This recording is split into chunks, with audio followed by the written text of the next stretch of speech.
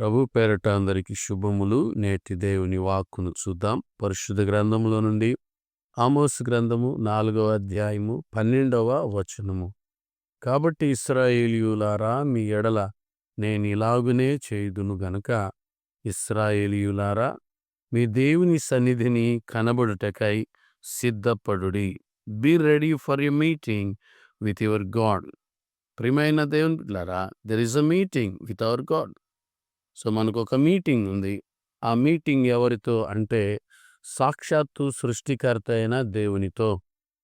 ప్రియమైన దేవుని బిడ్డలారా, దేవునితో మనము ఎక్కడ కలవచ్చు, ఎక్కడ, ఏ స్థలాలలో, ఏ సందర్భాలలో దేవుణ్ణి కలవచ్చు అనేది మనం చూస్తే, ఈ లోకంలో సంప్రదించు వేళలున్నాయి. అధికారులను గాని, డాక్టర్లను గాని సంప్రదించే వేళలు ఉన్నాయి. వారిని కలిసే సమయం ఒకటి ఉంటుంది. ఆ మిగతా సమయంలో కాల్ చేస్తే వారు ఇరిటేషన్‌గా ఫీల్ అవ్వచ్చు. అయితే ఈ దినాన మన దేవుని ఎప్పుడు సంప్రదించాలి? ఆయన్ని సంప్రదించే సమయం ఏంటి? ఆయన ఆయన్ని మనం కలుసుకోగలిగే ఏ ఏ సమయాల్లో ఆయన్ని కలుసుకోవచ్చు అంటే, దానికి జవాబు, ప్రియమైన దేవుని బిడ్డలారా, ఆయనను ఏ సమయమందైనా మనం సంప్రదించవచ్చు. మన దేవుని ముందు సంప్రదించు వేళలనేవి ఏవి లేవు. ఏ సమయమైనా, ఏ సందర్భమైనా, నువ్వు ఏ స్థలంలో ఉన్నా సరే ఆయనను నువ్వు కలుసుకోవచ్చు. ఆయనతో నువ్వు మాట్లాడవచ్చు. సో ఇంత చక్కటి సౌకర్యం మనకు లోకంలో ఎక్కడా, ఎవరి దగ్గర దొరకదు ప్రియులారా. ఏ రాజకీయ నాయకులు మనలను వారి దగ్గర దొరకదు. ఏ అధికారులు లేక మన రక్త సంబంధీకులైనప్పటికీ కూడా ఎప్పుడు పడితే అప్పుడు వారిని కలవడానికి మనకు వీలు ఉండదు. వారిని కలవడానికి వారు మనకు దొరకరు. కానీ అన్ని సమయాలలో, అన్ని సందర్భాలలో, కష్టమైన, నష్టమైన, వేదనైన, నువ్వు ఎడారిలో ఉన్నా, నీవు అరణ్యంలో ఉన్నా, నువ్వు ఇంటిలో ఉన్నా ఆయన్ని మనం కలవచ్చు. ఇది ఒకటి. రెండవ సంగతి మనం చూస్తే, ఈ లోకంలో దేవుడు మనకు మందిరాలనిచ్చాడు. దేవుడు మనకు సంఘములను ఇచ్చాడు. సో దేవుని సంఘములో సహవాసముతో కలిసి, దేవుని బిడలతో కలిసి, లేక దేవుని దైవ సేవకులతో కలిసి దేవునిని సంప్రదించే చక్కటి సమయం.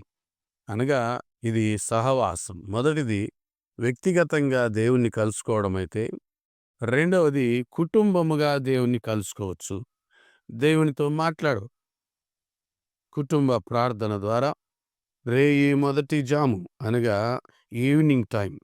సో కుటుంబం అంతా కలిసి ఆ కుటుంబంలో, ఆ గృహంలో కూర్చున్నప్పుడు వారందరూ కుటుంబముతో కలిసి దేవునిని మనం కలవచ్చు. కుటుంబం అంతా కుటుంబ సమేతంగా దేవునిని మనం కలవచ్చును. ఆయనతో మీటింగ్ ఏర్పాటు చేసుకొని ఆయనతో మనం మాట్లాడవచ్చు. మూడవదిగా సంఘ ప్రార్థన.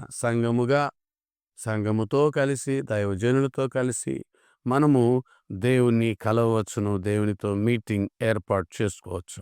So personal meeting with God and family meeting with God at the same way church meeting with God. అవును ప్రియులారా. సో సిద్ధపడదాం. అయితే ఒక దినం రాబోతుంది. 4వది మీకు జ్ఞాపకం చేస్తాను. ప్రియమైన దేవుని బిడ్డలారా, ఆ పరలోక రాజ్యములో, ఆ నిత్య రాజ్యములో ఆయనతో మనం కలవాలి. ఆయనతో మనం ఉండాలి. ఈ లోకంలో లక్షల కోట్ల మంది చర్చిలకు వెళ్ళొచ్చు, వ్యక్తిగతంగా దేవునితో గడపవచ్చు, కుటుంబంగా గడపవచ్చు. అయితే వీటన్నిటికంటే ప్రాముఖ్యమైనది నిత్య రాజ్యంలో దేవునితో మనము కలవడం. గనుక మన బ్రతుకులు, మన జీవితాల్లో పరిశుద్ధంగా, పవిత్రంగా ఆయనని మనం కలుచున్నట్లుగా లేక ఆయనతో మనం మీటింగ్ ఏర్పాటు చేసుకున్నట్లుగా ప్రతి క్షణం, ప్రతిదినం ఆయనను మనం కలిసి నిత్యము ఆయన సన్నిధిలో ముందుకు సాగులాగున పరిశుద్ధాత్ముడు మనకు సహాయం చేయను గాక. ప్రార్థన. పరిశుద్ధుడా, కృప కలిగిన మా దేవ, వ్యక్తిగతంగా నీతో కలిసి ఉండడానికి, కుటుంబముగా నీతో కలిసి ఉండడానికి, సంఘముగా నీతో కలిసి మేము మీటింగ్ ఏర్పాటు చేసుకుని నీతో ఉండడానికి వీటన్నిటికంటే ప్రాముఖ్యంగా నిత్యరాజ్యములో నీతో కలిసి ఉండే కృప, నీ కృప, సహాయం మాకు అందరికీ దయచేయమని యేసు నామములో అడుగుతున్నాము తండ్రి. ఆమేన్. మన పరమ తండ్రి అయిన దేవుని ప్రేమ, కుమారుడైన యేసుక్రీస్తు వారి కృప, పరిశుద్ధాత్మైక్యాన్ని సహవాసం, కాపుదల, భద్రత ఇప్పుడు ఎల్లప్పుడు సదాకాలం మీకు మీ కుటుంబములకు ప్రాణాత్మ దేహములకు తోడై ఉండి నడిపించునుగాక. ఆమేన్.